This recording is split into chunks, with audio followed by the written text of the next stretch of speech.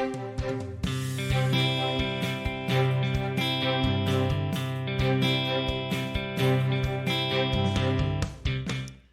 everyone, I'm County Executive Joe Parisi, and welcome to the Dane County Podcast. This is podcast number 2. So we're really excited. Last week we kicked off the series with Kathy Kuntz from our Dane County Office of Energy and Climate Change and talked about all the great work that we're doing in Dane County, both internally and in the community, to address climate change. And today I'm really excited to have in Laura Hicklin. She is our department head in the Department of Land and Water Resources, which is a huge responsibility and covers a lot of ground and a lot of water. And welcome, Laura. Thanks for having me. Yeah, so Laura's been with the county for about 20 years, and she has been the head of the Department of Land and Water Resources for around the past 5 years.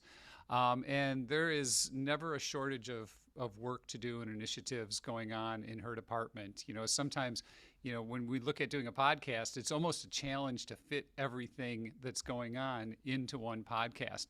But I think I'll just start with maybe just giving a slight overview, and then we'll go into our conversation with Laura about all the great work they're doing. So the Department of Land and Water Resources, as one would mention, is responsible for so much of what's important to us in Dane County: our parks, our trails, our lakes, our streams. They work with our farmers, they work with communities, and bring all of this together. One of the things we're going to focus a lot on today is water and water quality. We're blessed, as Laura said when we were talking recently. She said we are water rich, which I thought was a really great way to put it. We have lakes, we have streams, but we also have challenges of being an urban community, a community surrounded by ag, and the challenges that some of that can bring with maintaining that quality of water. So we'll try to talk a little bit about our lakes cleanup efforts, our stream cleanup, our stream bank restoration, that kind of work. But also we'll touch on flooding, because that's certainly becoming more and more of an issue with climate change here. And we certainly, a few years back, we're inundated by some rains like we've never seen in a long time. And we've got a lot of work going on to help mitigate future rain events like that. So, Laura, I thought maybe we'd start off with the thing that's nearest and dearest to most people's hearts in our community, and that's our lakes. And could you maybe talk a little bit about our chain of lakes and some of the qualities that we all love, but the challenges that we're facing, and maybe some of the solutions that we're working on as far as some of the challenges that do plague our lakes right now, and that the communities come together around to try to fix. Yeah, absolutely. It's a great place to start because, as you mentioned, water is really at the root of everything we do at Land and Water Resources. And I appreciate your comment or agreement that we are water rich in Dane County. There's so much to celebrate. We certainly are going to talk about some of the challenges today, but I really like to remind people that we're working on those challenges. We are so fortunate to have a county, citizens, elected officials, leadership that has prioritized it, but we can still use our water and enjoy it. We don't need to be scared of it. I was out with my daughter recently, and we were cleaning up garbage from a drainage ditch in the city. And I did have a moment where I thought, I looked over and she doesn't have socks or shoes on. And I thought, is this okay? And then I thought, yeah, it is okay. Like, this is what kids need. So I do want to encourage people to get out and use their lakes, use the streams. And then I want us today to give people assurance that the county is behind the scenes working on those challenges. So we do have the Yahara chain, so it's all connected by a river. So what we see happening in Lake Mendota is always going to trickle down to the other lakes. And our job at Land and Water is to do two things. We want to focus on the volume of water. Do we have too much, too little? What tools can we use to make adjustments when we have too much or too little? And then also, what's the quality of that water? Is it clean? Are we doing everything we can to keep sediment, nutrients, and pollutants out? So that's how we divide our water work. And those two issues are certainly related. But again, it comes back to the volume of water and then the quality of that water. And then on top of that, the more we learn about water, the more we understand that how we manage the lands around the water is influencing that, and that land is providing services to keep the water clean and to, again, work on that volume, how much and too little. So it's all connected. We can't really separate the work, and we have divisions throughout Land and Water that are looking at all of these issues simultaneously and looking at that whole system to make sure it's performing as well as it can. Yeah, thanks, Laura. Yeah, you mentioned the land, which I think is maybe a really good place to start with the role that your department and the county plays in helping to manage our land, working with our farmers to manage the land that they're farming, looking at lands that we want to conserve to help protect our waterways.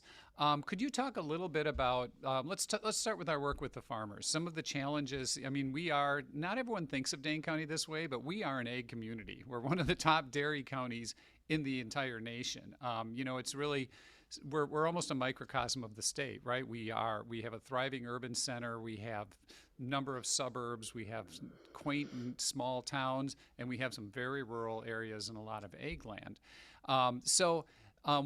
Could you talk a little bit about maybe the challenges of having egg land, especially land that's been an egg for over a century before some of our more modern practices, came to be as far as conservation. But some of the challenges that exist due to the juxtaposition of egg and all of our water, and some of the solutions we're working on with the farmers and how that works, how that interaction occurs. Absolutely. And you're right. We have egg here and we want agriculture to stay. It is important. It's important to our economy. It's important to our culture, and we know our residents value it. And that's another thing we want to talk about with our community is that farmers are doing a lot of amazing conservation practices and need to be recognized for that. And the county is here to help them with that. So when we think about agriculture, we think about soil. We want to make sure that land that is in production is that the soil with those lands is staying in place, that it's not running into surface water. And we do have a number of programs that we've set up to work with farmers on that. So we have a really amazing program that you established and piloted in 2019 known as Continuous Cover. That has been proven to be really both effective and popular. And what we do there is we take land that is more vulnerable, so land that is more likely to erode, land that is more likely to run off into streams and waters. And we work with the landowner, and it is very much a working relationship to say, hey, we want you to stay in production, so let's make sure that the fields you're working are the productive ones, and these other ones that aren't as productive for the farmer, but also create some of our environmental concerns are going to get it seeded down into a permanent cover. So we do that as buffers along waterways. And we also do that in larger areas, and we work with the landowner to make sure their goals are incorporated into the project. So some landowners might really want to see more pollinators, and pollinators help our farmers too. We need pollinators to keep agriculture here. So they might convert to a prairie. They might want to use some of that land to feed their animals. So they might plant a grazing mix or a hay mix. Grazing, they can graze on it. So we want it to be useful, and that's been a really great partnership. We also provide services for all sorts of other challenges. So in 2021, as an example, Dane County had 160 different projects with farmers throughout the county. Those projects were valued at about $3.6 million to put in grass waterways, sediment control structures, all the different practices we need to keep soil in place and to prevent nutrients, including manure, from running off into our water. And I really want to emphasize that Farmers are doing their part. They are stepping up. They're working with us on cover crops. They're participating in some of our pilot projects. They're brainstorming with us on how to make it right. And I certainly go to meetings where you hear this conflict between like a city and the ag community or a suburban community, and no one is completely innocent and no one is totally guilty either. I mean, we all have to work together. And you might be living in a house, if you live on the isthmus, that was originally built on a wetland. And it would be nice to have those wetlands back too, and we can't undo that. So part of our job too is just to help people understand that we want to work on solutions. We're not here to vilify or pit different user groups or different communities against each other with the work we do. Yeah, and I really appreciate that approach, Laura, and I think it's an important point because we don't really waste time pointing fingers at each other, and we try to discourage others from doing the same. We look at the situation as it is and look for practical solutions to continue to move ahead. And when we come into this with the recognition that you mentioned that everyone cares about our land, everyone cares about our water, how can we partner together to improve soil conservation, to support our rural quality of life that we have in Dane County, in many of the areas, and at the same time cleaning up our water. And one of the things I like, you mentioned the grass waterways, which I think is a really neat concept because we're involved in everything from, you could call kind of low tech on one hand, to some stuff that's pretty high tech. And grass waterways are something that you can. I remember the first time I saw one driving down the road through some ag land where there was corn, and literally it looked like this green river of grass floating through the field. Could you maybe explain a little bit about the concept of a grass waterway? Because I think it's a really neat example of how we partner with farmers to do some pretty effective work that might go unnoticed, other than people looking at it and say, I wonder what that is. Yeah, absolutely. So we're going to have grass waterways running through fields, and those are designed to collect water, and then they trap and collect the nutrients that would otherwise run off. And you're going to see those in different parts of ag fields that are prone to erosion or have slopes. And you're going to see then also buffers along the streams themselves to stop those nutrients, stop that soil from hitting the water. And then when we get to the water, we recognize that, hey, some of these practices weren't in place 50 years ago, 100 years ago, as you mentioned. So what do we do with that that legacy, as it's come to be known, that legacy sediment that accumulated in our streams before we had these modern conservation practices that are very effective and relatively low tech?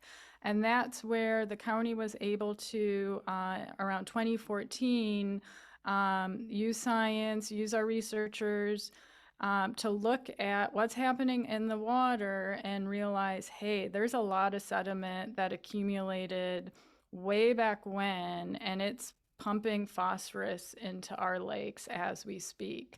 And that is what we're focused on now, removing that legacy sediment, taking it out of the water body so that it's not constantly pulsing phosphorus into the lakes and causing the blue-green algae blooms.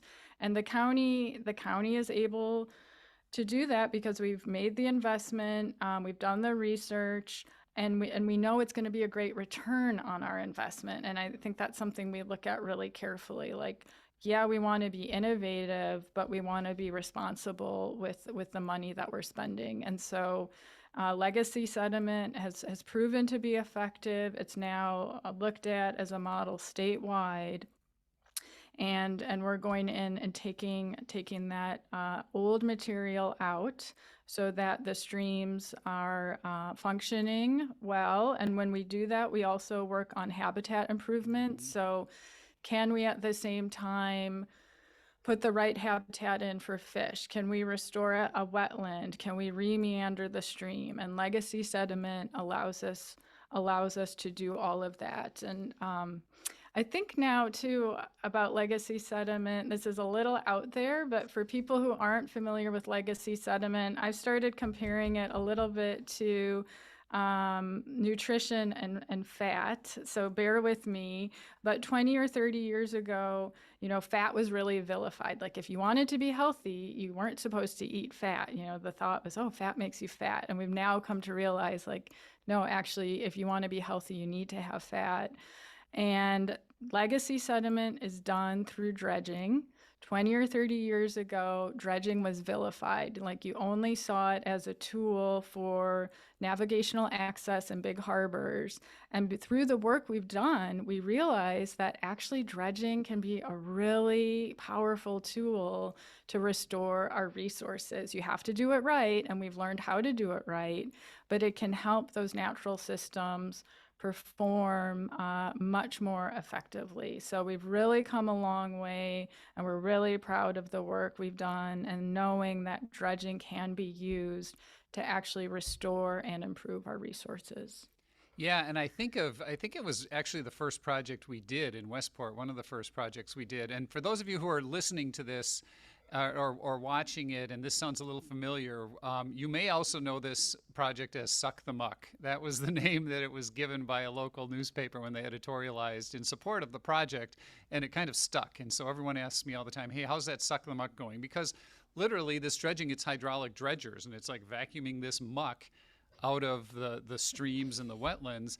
And I think of that early project we did in Westport that not only removed the muck, but this is the first time we could see the bottom of the stream with that sand and rock bottom. We almost immediately saw wildlife starting to return that hadn't been there, and that was right around the time of some of our initial flooding too.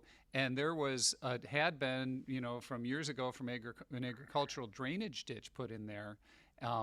Through the wetland. So it bypassed the wetland with a lot of the drainage. I think it was agricultural. It was a drainage ditch. And so as you mentioned, the project folks, John Reimer, who is just such a rock star in our Land and Water Resources Department, decided to re-meander that stream. And so not only did we get the phosphorus reduction, the habitat restoration, we gained some flood mitigation and extra flood control because now that water is slowed down more before it runs off into the lake. So the Suck the Muck program continues. We continue to identify other areas with sediment, like sometimes over 100 years old. And, that's one of those more high-tech and, doing both upstream and downstream work that we do. And so, there's one other piece of, fairly high-tech stuff that we do around our lakes in partnerships with the farmers, and that is our manure digesters. Could you give us a little overview of how that comes together and how that works, Laura?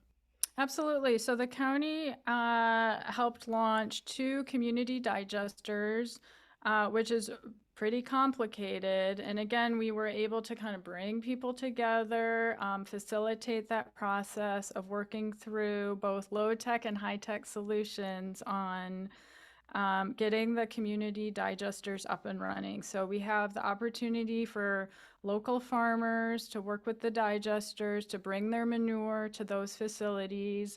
And those facilities are going to do a lot of things. They're going to reduce methane reductions in our community. So getting back to your talk with Kathy last week, it's doing great things for our climate action goals. But it's also allowing us to continue reducing phosphorus in the watershed. So through the process of not specifically digestion, but all of the systems that work with the digesters, phosphorus is removed from the manure. Farmers are going to get the nutrients they need to grow crops back, and the excess nutrients, primarily phosphorus, are going to leave our watershed and be used for good other places. Phosphorus in and of itself isn't a bad thing. We need it. We need it in our own bodies. Plants need it to grow, and it's an essential element. And the digesters allow the county and the farmers the ability to manage those nutrients so we get the right amount of nutrients in the right place. So it's all about kind of allocating that resource so that we don't end up with too much in one area, which is what causes the problems, but not enough in other places. Yeah, that's great, and it's so important. What I love about the digesters, what happens with so many of our initiatives, like you said, it's good for the lakes, it's good for the environment. I mean, what they do is they take the methane that's generated and clean it and turn it into transportation fuel that's pumped Hmm. into the pipeline. So it's fantastic. It's the cleanest transportation fuel available, especially out at our digester outside of Middleton. That is now the entire operation is 100% solar powered too. They have a microgrid there, so it's really a neat setup. It's a lot of great work that's going on, on so many levels. Maybe to switch just a little bit, it's going back to the land piece, but maybe in depth a little bit more. Another area that I love that takes care of so many issues, be it, as you mentioned, pollinators, climate change, helping keep nutrients out of the lakes, and flood reduction, does have to do with a lot of the land work that Land and Water Resources takes on during the year. And we've been increasing resources and staff to take on that work with prairie restoration, wetland restoration. And the project that always comes to mind when I think about this, even though we have a number of them and will continue to have more, is the project out by the Pheasant Branch Nature Area. And the multiple benefits from that project, that, just to set it up a little bit, was a working farm that decided to sell, and the land was actually slated to be platted and developed. And there are numerous reasons we weren't crazy about that idea from an environmental standpoint, flooding standpoint, et cetera. And Laura, could you maybe give us a little overview of that project and how we've approached it and what's going on there, and maybe these multiple benefits that we're seeing and that we will see into the future? Absolutely. It's definitely one of our favorite projects. And as you mentioned, the county acquired 160 acres on the north end of the existing Pheasant Branch Conservancy. And we had this area identified for a number of years. And, 20 years ago, I think the focus, certainly there was some environmental consideration, but a lot of it was on the recreational benefits of, well, we know we have an existing conservancy. We know people like to bird watch there, walk. It's very popular. We know that more people are going to be living. So can we expand this area over time to, yes, protect the resource, but also just to give people more space to recreate? And over time, we came to realize, yeah, we absolutely want people to have more space to recreate. But wow, this is a really pristine, well, maybe not quite pristine. We want it to be a pristine area. It's a very sensitive area, and it needs to be protected. And so we worked with local units of government, different partners, to kind of talk through this process of, we need places for cities and villages to grow, for people to live, but we want to make sure that our most sensitive areas, the areas that provide ecosystem services to our community, are able to function. And that was a key driver in this purchase, as we realized that this piece, this 160 acres, it's draining right to the lakes. It's really popular for recreation, and we can kind of tie all of our goals into this acquisition. And so since acquiring it, we've done a major wetland restoration, because again, decisions were made 150 years ago to maybe site buildings and a farmstead in a delicate area. And you really can't go back and say, there's no point in going back. That was a decision that was made then, and that's fine. That was common for that era. But today we know this area could and should function as a wetland.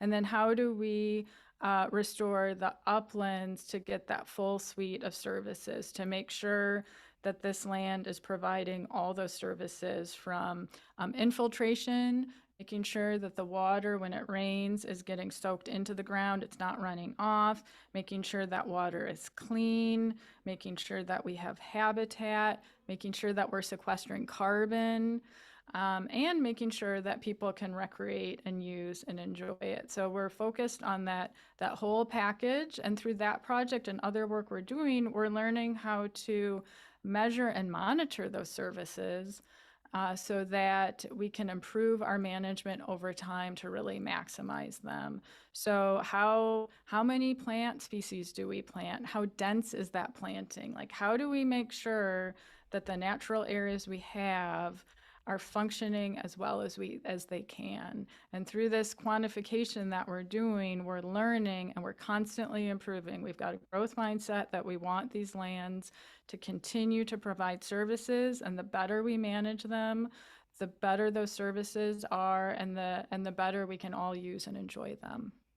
Yeah, Laura, thank you. You know, we're so blessed in Dane County, not only with the staff we have and the dedication of the community to the natural areas, but with the number of volunteers and community partners that work with us on projects like this. You know, could you talk a little bit about, you know, what does a prairie restoration look like? How does that occur? What's going on there now? Because we're doing it in phases, you know, every year, you know, another chunk of that land. So what does that look like? How does a prairie become restored? What's involved and who's involved? Sure, that it's a really popular program. We love to promote it. So I'm hoping just through this podcast that we pick up a few new volunteers, because we need volunteers to help with that program. We have a great restoration team.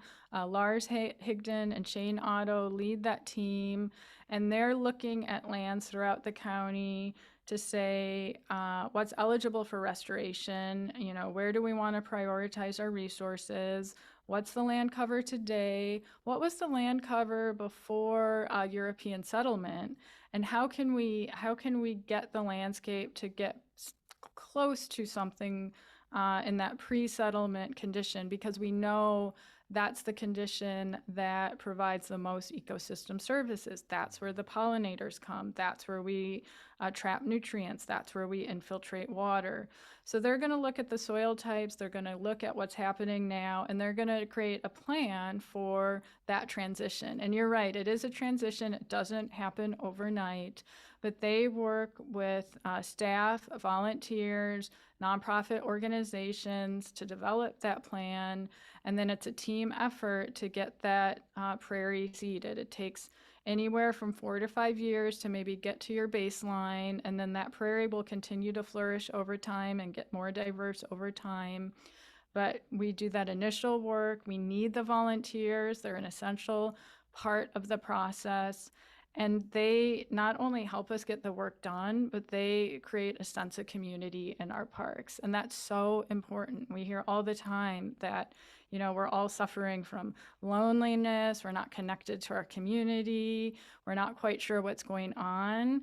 And volunteering or coming to some of our events are an amazing way to get connected and to feel like you're making a difference. And I used to, even for myself, think, oh, I don't know, does it really matter? And it does, because you are helping plant that prairie, but you're also showing your commitment to the cause. And elected leaders like yourself, they pay attention to that. And it shows you and others that our residents value this, and they want the county and others to make these investments. And so it really does pay off in multiple ways. And we have a wonderful range of friends groups. They're highly organized, all the way to just individual volunteers that help us get that work done so that we can all enjoy the prairies. Yeah, thanks, Laura. Yeah, and it is really true that our parks belong to the people in this community and the visitors who come to them. And we really could not, in my opinion, invest as much as we have, and which we continue to do, in protecting and preserving these natural areas in what is obviously a very rapidly developing community, protecting them before they're gone forever. We couldn't do it to the extent we do if we didn't have the volunteers and friends groups who help us manage them. We have a lot of staff that does it, but you just couldn't hire enough staff to do prairie restoration, all of the trail maintenance, all of the work that we do. So this partnership is so important. And it's, yeah, and I think you make a really good point. By getting involved, it's like planting an oak tree, right? You don't do it for yourself. So you're expressing hope in the future. And we could all use a little hope right now, you know? And so it really is empowering, and it's the right thing to do, and it's a good thing to do. So I appreciate the work you do and the staff and our volunteers. It's just, you know, we're blessed in this community to be able to have these resources. You know, I think maybe before we wrap up, Laura, maybe we could touch a little bit on one other part of the water work that Land and Water Resources is involved in, and that's flood mitigation and moving the water through the chain of lakes and helping deal with, you know, flood prevention and what happens when these unfortunately, more frequent torrential rains that we know we will be receiving as a result of climate change. Kind of what are our responsibilities around that, and what are we doing about it? Yeah, great question. In fact, we're heading into the season now where people are wondering and looking at lake levels, getting nervous or wondering if they should be nervous about lake levels. I'm going to say we're in really good shape right now, and I'm going to make a prediction that it's going to be a great season, both for lake levels and for water quality. But that can change, and we need to be prepared when conditions change. We can't control the amount of rain that we're receiving, and as you indicated, we know we're going to see more intense storms, more frequent storms, cycles that occur more often, and so we want to make sure we have tools to respond when that happens. So following the 2018 flood event, the county put together a technical team to look at options for moving water out of the chain. We knew that it was getting sluggish, and we wanted to understand, like, why was that happening and what could we do to change that, because the river is the drain through our Yahara chain, and if that drain is clogged, it really doesn't matter what else we do. There's nowhere for the water to go. So we do, we have management of lake levels following orders that are established by the DNR, and we use the Tenney Dam, the Babcock Dam, and the La Follette Dam to help with that. But those are really pretty small tools for a very big job. And so through the work of this technical group, we realized, wow, we've got just thousands and thousands of pounds, actually millions of pounds of sediment that is entering our chain of lakes annually, and that's what's clogging that drain. And some of that sedimentation is a naturally occurring process, but a lot of it is from our own human activities. When we put sand on the streets in the winter, all of that is flowing into our rivers and lakes and clogging up the drain. And so thanks in part to the work we did through Legacy Sediment, we realized that dredging could be an effective tool to help clean out that drain. So we embarked on a multi-year project.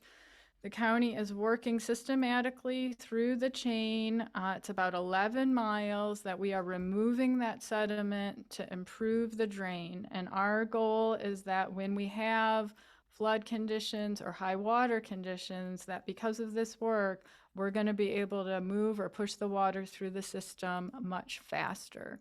And that's going to be a really good thing. And because of that work, it's not only going to help in those really intense storm events and help us get back to normal faster, but it should also improve our ability just to stay in that kind of normal range that we're shooting for. And we're never going to be able to totally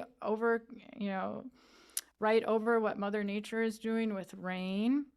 But if we can keep water moving throughout the season, the water levels aren't going to stack up all season long, making us more vulnerable when we have those major storm events. So we're really excited about that. It's been going really well. Our county crews actually started this week. They are out on the river dredging right now. They're just on the river off of Babcock County Park. So if you're driving down Highway 51 south of McFarland and you see some work happening, that's your county staff doing this work and making sure that we're dealing with the flooding. And if you want to go to our website, you can track progress on that project, and you can also track what's happening with the lake levels. I mean, a lot of this discussion comes back to the lake levels. Are they too high? Are they too low? I've never seen them like this. What's going on? And we work hard to put that on the website. We know it's an important issue for people. And so you can go to our website, lwrd.countyofdane.com, and you can see the lake levels today. You can easily chart out where they've been over time. So if you kind of think, I've never seen this, or I remember this one other time, you can go back years and you can create a graph to remind yourself. We do it all the time. Like, have we seen this before? What's different? And It's really helpful. That's also where you're going to find information on our aquatic plant harvesting program. That's another key element of our flood response. So aquatic plants are also clogging that drain, and we need to remove them. And we need to be cautious when we remove them because some of them are absolutely invasive, but some of them are native plants. And we got to strike that balance between protecting the resource and dealing with flood response. And so we follow strict protocols on what gets cut and when, but the priority of that program is to clear out the river in high water times to improve the flow and to reduce the flooding. Yeah, thanks. So that's such a great explanation because I think back to 2018 and the rain, and people recall, initially we had streams wash out, we had roads fill up, but then slowly over a few days, the lakes began and continued to back up, and people wondered, well, what's going on? And it was exactly what you said. The water just couldn't get through all of those channels and out the other side fast enough. And so, speaking of the aquatic weed harvesting, and the aquatic plant harvesting. We Thanks, try not to call them Joe. weeds. Yeah. Yeah, right. I grew up here calling them weeds, but now it is aquatic plants because that is more specific. So, one of the things we did during that too was deployed a whole bunch of our harvesters to certain areas to clear out the plants to also help improve the flow in an emergency situation too. So it's all about the flow, all about getting that water through, and the work that we're all doing, that your team and volunteers are doing with the restoration so that the lands, when it hits, can hold the water a little longer.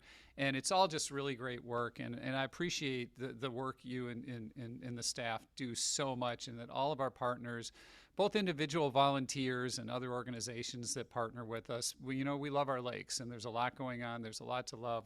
There's a lot of work to do, but, everyone's up for it. And, Laura, I know that you and your family love being out in nature. You love the outdoors. Is there anything you want to share with us, not to put you on the spot, just, as an individual and as a mom, what your work means to you and what you're able to do and what motivates you? Just curious, kind of on a personal level, how does this impact you? Thank you.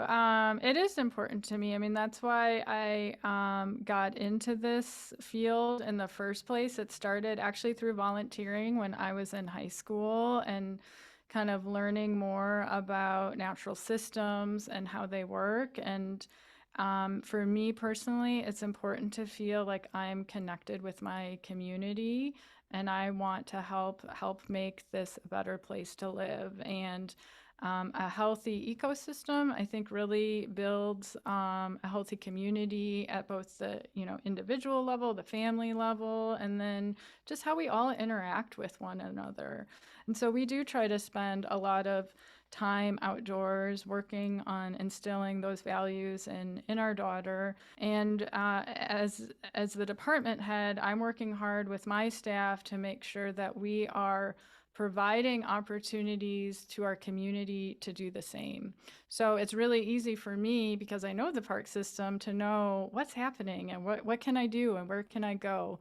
But it's not always obvious to the average person. So if you go to our website, we have an amazing calendar of events. And some of the events are the volunteer opportunities that we talked about, but we also do little seminars outside so that you can learn about topics like what we've talked about today. You can do yoga in the park. You can sign your own kids up for different events. We work hard to make sure that all of these offerings are free to, a nominal cost. And when I say nominal, I mean $3 to $5. So we want to make sure they're accessible, and we want to make sure that everyone in Dane County understands that the parks and natural areas are for them. We want them to feel comfortable and welcome, and we're doing all we can to invite people in to use them, to understand them, and to realize too that even if you don't want to recreate or don't have time to volunteer, that's fine. These lands are still working for you. We wouldn't have legacy sediment or Yahar River dredging if we didn't have public lands to help stage those projects. So it's really, and we hear this a lot from people who say, well, I'm just not at a point where I can go out and use these lands, but I know they're there and I appreciate that. And that really helps drive our work, is that residents recognize the value these projects and the lands provide to them, both directly and indirectly.